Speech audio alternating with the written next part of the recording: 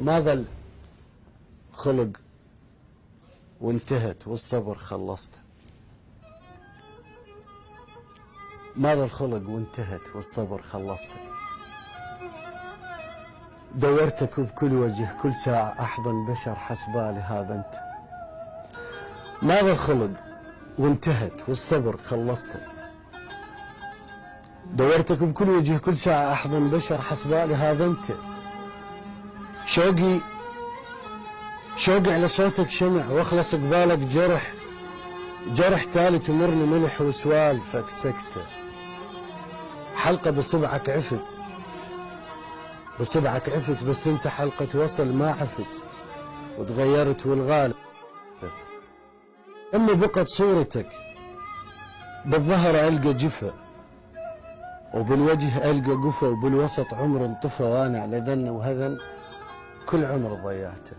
وانا والليل عندي عتاب جنبي عتاب تبي ترحل كنت ابغاك تحكيها. يا ليتك للجفا تارك معاي اسباب وتبي روحي على مايك تمشيها.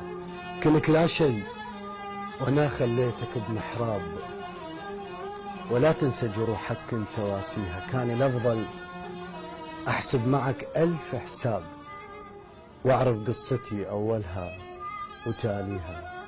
كانت شمعة والهوى ما هاب وحذرتك جنبها لا تخليها. انا ودي الجرح يشفى والاثر ينهاب واعرف حياتي بكل معانيها بس هي منك بدت والعتب مو وقته. سولف لي مني شبقه ومنك ضيعته. راضي تجيب لا عذر